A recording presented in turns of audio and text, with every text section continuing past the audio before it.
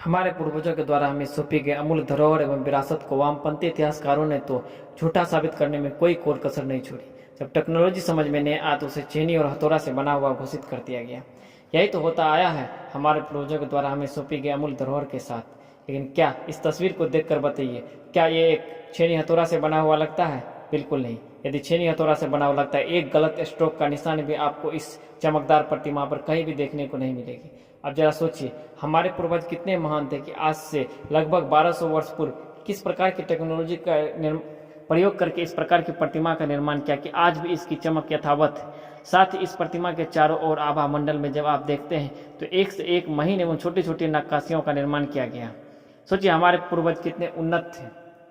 वह इस पर छोटी से छोटी डिटेल दर्शाने के प्रयास में छेनी और हथौड़े का एक गलत स्ट्रोक का आपको कहीं भी निशान देखने को नहीं मिलेगा। इसके बावजूद यदि हम अपने आप को आधुनिक कहते हैं तो क्यों कहते हैं, ये भी विचार करने वाली बात है। यह जो तस्वीर आप देख रहे हैं यह किसी धातु या किसी फॉर्म या किसी सजाने के वस्तुओं का प्रयोग नहीं किया गया, बल्कि ये पत्थर की है। जब आप इसको जूम करके देखते हैं तो आप पाएंगे इसमें कितनी छोटी छोटी और महीन डिटेलिंग का निर्माण किया गया है। ये कुछ नक्काशियाँ ऐसी है जिनका निर्माण केवल हमारे सनातनी पूर्वज ही करने में सक्षम थे।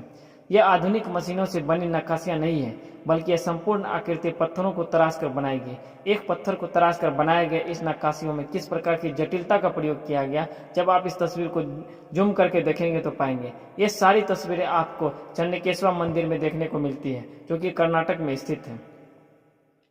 अब जरा इस तस्वीर पर आप नजर डालें तो आप अचरज में पड़ जाएंगे कि इसमें कितनी ज्यादा नक्काशियां की गई और कितनी महीन नक्काशियां की गई है। छोटे से छोटे नक्काशियां इसमें आपको देखने को मिलेगी। सोचिए, इतिहास की किताबों में हमारे वामपंथी इतिहासकारों ने हमें पिछड़ा हुआ घोषित कर दिया कि हमारे तकनीकी वैभवशाली इतिहास को किताबों में क्यों स्थान नहीं दिया गया। आइए हम सब मिलकर अपने उन्नत और समृद्ध अतीत का प्रचार करें। अब जरा इस तस्वीर को देखिए, क्या आप यकीन करेंगे इसे आज से 1200 साल पहले बनाया गया था। क्या इसे देखने के बाद भी आपको लगता है कि हमारे पूर्वज के पास तो कोई तकनीक नहीं थी? क्या अभी भी हमारे इतिहास की महानता को सिद्ध करने के लिए वामपंथी इतिहासकारों के सर्टिफिकेट की आवश्यकता है? आज के समय में ऐसी नक्काशियों को बनाने के लिए जिन आधुनिक उपकरणों की जरूरत पड़ेगी, उन उपकरणों से भी ये छोटी नक्काशियां हैं। अगर आप इस मंदिर की सुंदरता को देखकर चकित है तो जरा ठहरिए। इस मंदिर में प्रयुक्त होने वाले उन्नत तकनीकों को सुनकर आप आश्चर्यचकित पड़ जाएंगे। यह जो आप देख रहे हैं यह उसका छोटा रूप है, और जब आप इसे बड़े नक्काशियों में देखेंगे, आप सोचिए ये कितनी छोटी नक्काशियां इसमें की गई और कितनी बेजोड़ है। आप सोचिए हमारे पूर्वज के पास किस प्रकार की टेक्नोलॉजी थी।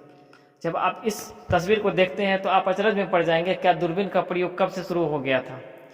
यह इसमें जो आप देख रहे हैं एक व्यक्ति की नक्काशी है। इतना ही नहीं, इसमें विस्फोटक मिसाइलें और अत्याधुनिक युद्ध हथियारों की नक्काशियां भी मौजूद हैं, जो ये दिखाता है कि हमारे पूर्वज विज्ञान के क्षेत्र में कितने आगे थे। और सबसे मजेदार बात यह है कि इसका निर्माण आज से लगभग 800 वर्ष पूर्व 12वीं शताब्दी में किया गया था। विज्ञान के क्षेत्र में पश्चिमी देशों की झूठी महानता तभी तक रहेगी जब तक हम अपने पूर्वजों का प्रचार और प्रसार नहीं करते। आइए हम सब मिलकर अपने सनातनी पूर्वजों के द्वारा हमें सौंपी गई अमूल्य धरोहर और विरासत का प्रचार करें। जय हिंद, जय सनातन, धन्यवाद।